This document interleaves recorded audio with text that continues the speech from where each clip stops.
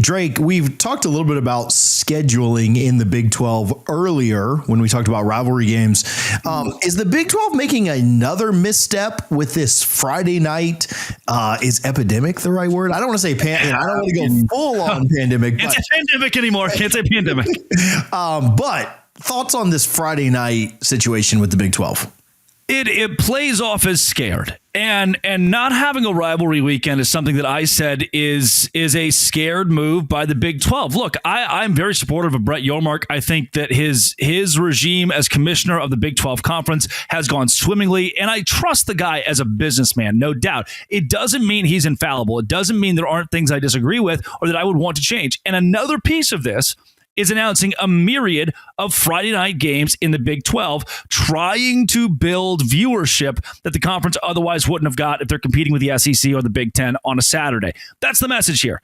We can't compete with the SEC. We can't compete with the Big 10. It's the same reason college football and the NFL try to stagger things as not to step over each other, because neither one wants to compete with the viewership of the other. The Big 12 saying, hey, we're going to go on Friday nights. Here's the biggest problem. The biggest problem with this. Your conference is mostly predicated on the state of Texas and high school football. Everybody loves that the Big 12 is able to recruit these 3-star, 4-star kids from the high school ranks and turn them into knockdown, drag out, good old gridiron football players on Saturdays. Well, now those kids are on the gridiron while you're playing your marquee football game. Now in the state of Texas, every Friday night when the Big 12 is having a game, that it is religion there. I mean, I worked in radio in Texas for 5 years, and on Friday nights, everything shuts down. That's the same way in Georgia. It's the same way in Colorado. It's the same way in Arizona, where those kids are trying to make themselves better athletes to compete at the collegiate level. Now the Big 12 saying, hey, when Kansas State goes at Arizona, when TCU goes at Arizona State, which could be a huge game, when West Virginia on a rebuild goes to BYU, or Houston at UCF, you're not going to be able to watch that game because we're going to put it on a Friday because we don't think that Saturday would get as much viewership. So that's what we're looking at. I mean, even Utah at Kansas, which is the last game of the regular season for both of those schools, is on rivalry weekend on a Friday. I just don't know how much juice, and maybe those two teams, Kansas bounces back, Utah bounces back. They create a top 15 matchup that has Big 12 championship, possibilities, capabilities, something's on the line there, maybe. But now it's on a Friday. You lose the luster of this big time Saturday college football by putting your games here. And I know. The message is, well, we want to do things different. We have to do things different. We have to catch up. But it plays as scared to me. It's the same thing. It's the same thing as not having a rivalry weekend. Sure, you're getting creative. But if your creativity is kind of invalidating you as a conference, was it worth it? If you're throwing the white flag out there, you're waving it and saying, you know what, I give up. We're going to have to play a lot of games on Fridays. The SEC would never do this. The Big 10 is not doing this. The Big 12 is. And that's just not a very good optic. Yeah, I do think there's some pros, and I don't think it's great for what you just mentioned, recruiting. It's my least favorite thing. I think Florida State plays 2 Friday games this year, and I don't like that, right? It's short week. It's not the same amount of rest that you would normally get. Now, 2 of these are opening week of the season, so not as big of an issue there with Georgia, but those are the out of conference ones, right? The Georgia Tech, Colorado, and the Auburn, Baylor. Yeah, but I want to note here, TJ, they just moved that Baylor one like last week. That's a very odd move to say, hey, coming up with this up-and-coming SEC school that needs a big win, up-and-coming Big 12 school is trying to get back in the saddle with its head coach. Let's move this game off of Saturday. Another one, again, that's like opening weekend of Texas high school football, too, and the game's in Waco. Stupid. Yeah. You know, why now? Why this?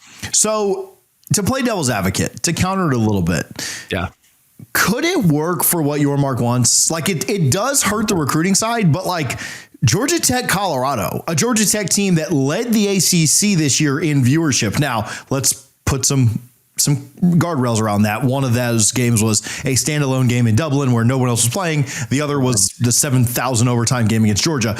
So Georgia Tech has never, outside of last year, led the ACC, but against the Colorado team that we mentioned in our last segment, no more Hunter, no more Sanders. I think there's going to be a lot of intrigue there. You got 2 games on Black Friday, like you mentioned, the Arizona State rivalry and the Kansas Utah. If both teams have bounced back, that could be a big one. Though we don't love it, Could this end up working out really well from your mark, from the marketability, the TV standpoint? And could we will we look back and say like, okay, didn't love it for certain reasons, but for other reasons, this move worked out? There is a very good chance that because the way Brett Yormark works, we all go foot in mouth and say, you know what, Brett, you did it. But I kind of go back to some things that happened last season. It was TCU that lost to Houston on a Friday night, and it lost a lot of the luster. Most people are not watching college football on their Friday night. The belief here is that there are enough diehard fans that will turn it on the way they do the NFL on Thursday, or the way they do the NFL on Monday. There are enough diehard fans that they'll watch a game on Friday. And honestly, if this was a Thursday deal, I'd be way more fired up about it. That is an opportunity where the NFL is on Prime, so they're not garnering as many eyeballs. It's tougher to get to. Where if you're carrying a Big 12 game on a Thursday night where two teams are coming off of a bye, you're giving them even more rest for the following Saturday. That's great. The big piece of the Friday that bothers me, again, is butting up with high school football, competing with high school football, and competing in a market where, again, most college football fans are not used to watching big, good games on Friday unless it's the Pac-12 championship they played on that day. So, for so many years. And yeah, he's a genius. He's a super genius. So maybe we do look up in a year or two and say that worked, but I'm just not sure if the ratings are going to be there for the Big 12 conference. Whereas on a Saturday, maybe you open up that door. And at the same time, this TV, the way that the TV plays into this, hey, we could have had you on FS1 on Saturday. Now we can have you on ESPN2 on Friday. I probably make that trade. I would probably say yes to that so that every bar in America, every TGI Fridays in America is carrying the Big 12 on Friday night. But still, most people who are football fans have reserved Thursday for Thursday night football, Friday for high school football, Saturday for college football, and Sunday for the NFL. And trying to teach an old dog new tricks is not very easy, especially when Texas is your most important state. This looks at all the Texans, the proud Texans who love Big 12 football, and it says, hey, we're going to play in the middle of your coveted high school football night. Sorry about it. And those people just aren't going to watch. Yeah, I think and I will say, to now play devil's advocate to my own self and say like, oh, well, maybe this does work out from a ratings perspective. The ACC plays a lot of big games on Friday nights too, because they're scared, I guess I'll use the same word that you did at the beginning of going up against some really big matchups in the Big Ten and the SEC. The ACC on Friday nights this year, Louisville and Miami play. That's been a great game for the last couple of years. Florida State plays twice on Friday nights. Clemson and Louisville play on Friday night. SMU has a game on Friday night. Belichick has 2 games on Friday night. And so I think there's some competition there. Not that the Big 12 and the ACC are really competing, because I think they're more on the ship of let's stay together and let's kind of do things in unison. But, if Clemson and Louisville is on a Friday night and you've got a Big 12 game that same week, I don't know. I mean, that's going to be a pretty tough ratings draw for those Big 12 teams anyway, just considering Clemson could be a top 5 team at that point. So, yeah, it might work out. But it might just fall on its face, and then you might just have the frustration of the recruiting thing and not really see the ratings bump.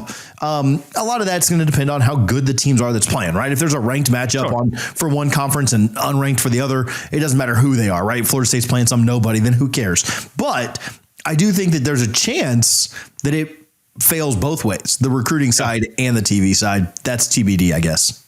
No doubt. And I don't know. I mean, there were so many Saturdays last year. The Saturday where Georgia played Kentucky and it was a tight game late. That was the only really good game on that night. And the Big 12 could have an opportunity to showcase a really good TCU Arizona State game there and be the marquee game of the night, since the SEC takes the afternoon slot with their A1 game. But we've decided as a conference, nope, Friday it is. Drake, you don't just do content on Fridays because you're not scared. Where can people find your show and follow you, bud? Yeah, at Drake C. Toll or at Ella Big 12 on Twitter, and wherever you find your podcast with Locked On Big 12.